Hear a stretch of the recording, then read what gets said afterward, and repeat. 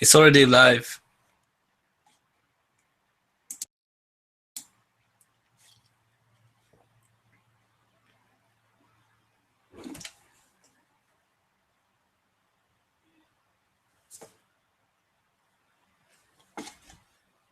No. I didn't have a microphone on, right? Yeah. Okay, that was I hadn't noticed that. It's already live. Yeah, my grandma tried to tell me she just finished her first segment of Driver's Ed. Wow. I'm scared. Good, stay away from that side of town. Okay, I suppose. Shall we start? Shall I start now, or wait for Porter? I give Porter a few seconds. Okay. He's probably doing the same thing I am, clicking over from screen to screen. Robert. Yeah. I had a few suggestions about your speech. I wasn't able to say anything, but I'm gonna send it to you. That's great. Because this is Guillermo's channel, so yeah. Yeah. There's no problem. Remember that you can always stream the video. In fact, you can do it on YouTube now. So it's a great new tool. You can do that there. I noticed that I found it out like last week. Porter's here. Porter's here. Cool. You ready to go? Okay, ready to go. I'm muting my microphone. Okay. Hey, can any of you take note of the time? Actually, I have a timer right here I can use. Oh, cool. Thank you so much. So I start in one. Plus one thing. Yes. Once you are finished, it can give you the YouTube gives you the time this whole recording is. Then you can actually go from how long it takes you to start, and then just go from there. Yeah, it's true. That was something that you can. You still want me to time it? Yeah. Okay. Okay, so we're starting 1, 2, 3. Apathy, indifference, mediocrity, and dishonesty. All these characteristics seem to describe unpleasant creatures found in some fictional stories. Members of a civilized society would feel rejection for the ones who embrace these characteristics and make them part of their personalities. But what if the individuals with such habits were our beloved sons and daughters? Would it make a difference? And if so, what would be different? Our reactions? The so-called generations Y and Z experience one or more of these traits in a lower or higher degree. And the culprits of this situation are worldwide educational standards, parents, and teachers. I would like to share with you what I have experienced working as a teacher in Colombia for the last 15 years. The Colombian General Law of Education was enacted in 1994, with subsequent decrees that regulate and modify its clauses. One of them establishes that today, 5% of the total population of students in a school are able to fail a study year, and the other 95% are protected by the figure of automatic promotion, which means the students have the opportunity to approve all the mandatory subjects through an end-of-year makeup, being declared competent in an area. Consequently, two main results have sprung. First, universities have claimed they are receiving freshmen without the basic aptitudes to apply for professional education.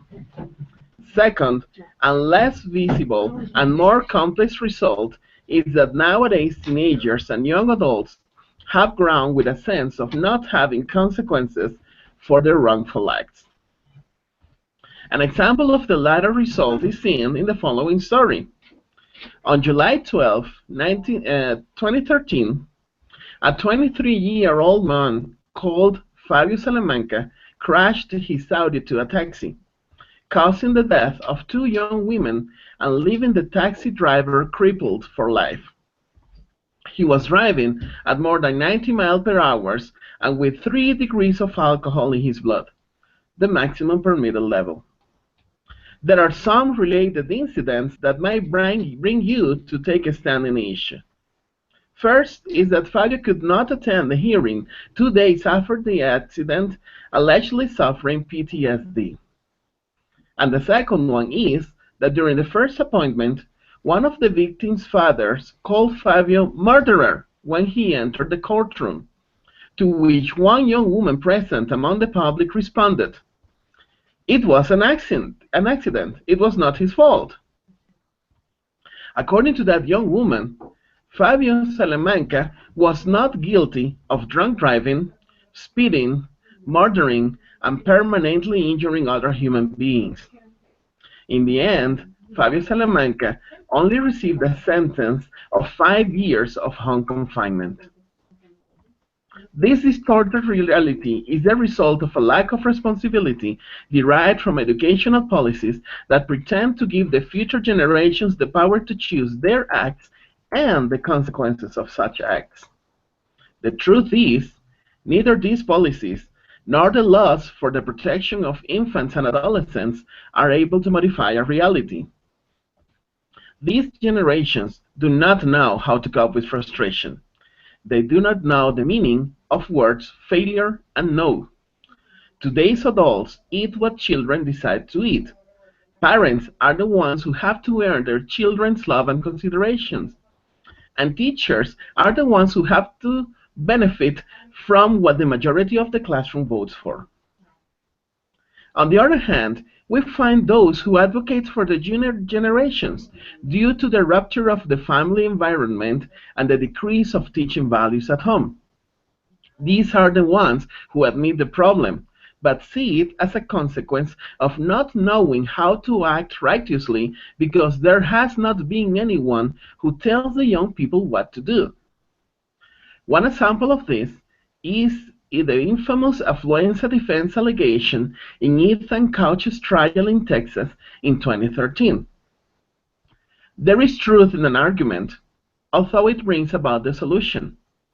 It is necessary to teach values at home, altogether with better and less patronizing educational policies. There is no doubt that our new generations are seen as people without fear, with better opportunities and with brighter futures.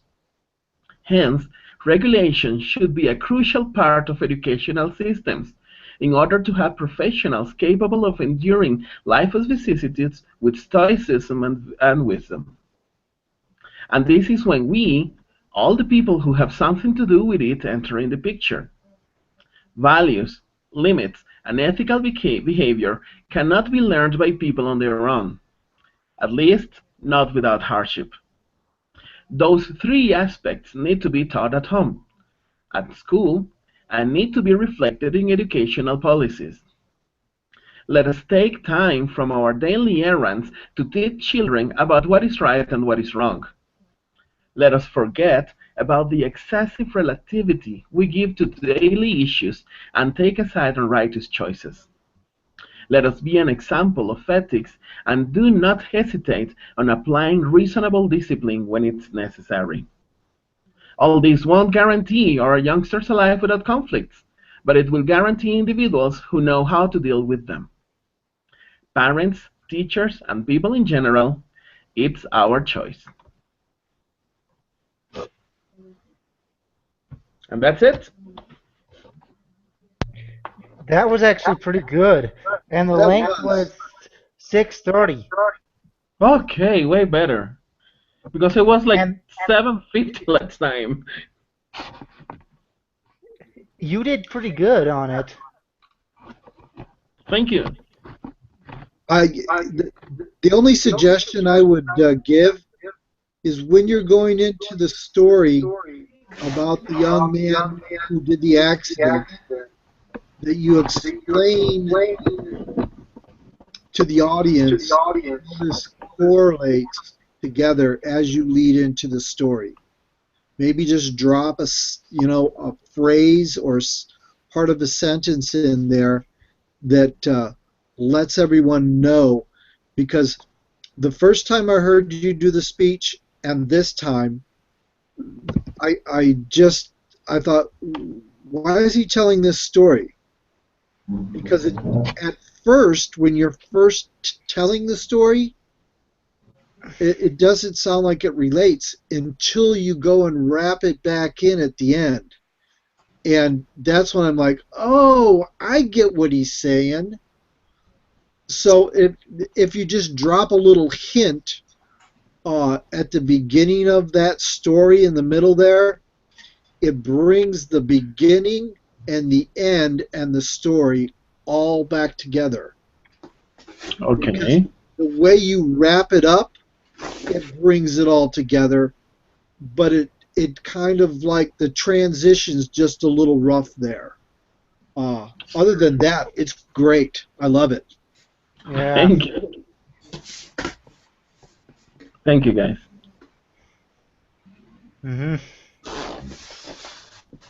You want to do yours, Nico? I like it the way it is, Guillermo. Okay. Thank you. Just like last time. Go ahead. Yeah, just like last time, I didn't have any suggestions because I think it was persuasive enough. But I agree with Robert too. I would make it better. Yep. Thank you. Honestly, I didn't know how you guys would feel with that, because, well, you're very young, and maybe you thought, oh, now this guy is, is pointing at us. But you're being very, very nice. No, that's a great story. I lost a girl that I baptized and used to home teach to a driver who was drunk and slammed into their car on the side of the highway when they were broken down. And it killed 3 young people and severely injured one and left the other one a psychological mess. So yeah, young people do impetuous and silly things like that, but not all of us. I know Nico would never do it. No. Hey, I've done things in the past too. Yeah. I'm not gonna lie. Honestly, you're really, really, really kind, guys. You don't look like you're going to do something crazy like that. The one thing I would suggest is just add a little bit more to add a tiny bit of time. Like adding that link would probably do it. Yeah. I decided to cut it, and then I cut it too much. No, but you did pretty good. I don't think it coming in 30 seconds under is going to be that much of a detriment to the speech as long as all of the content is there. What you might do is what I did. I added 2 paragraphs, but I presented slower. Okay. I would suggest this. Add like 15 more seconds, then call it good. Yeah, to make it less close to 7 minutes as you can. Okie dokie. Great. Thank you so much, guys, for your feedback. Okay, who wants to go next? Nico. Nico, okay. Do you want to go next? Are you going to record yours here, Nico, or are you going to record it later and send us a link? I'll record it later because I haven't perfected anything yet. It was from the same... it was the same as last week. Okay, well, go ahead and give us a call back and go ahead and see what we can think of. Send us a link and we'll do it. We'll see it. Okay, I'll be waiting. I can send you the link. Okay. Porter, I think it's you, right? Yeah. I'll call you guys back in a little bit.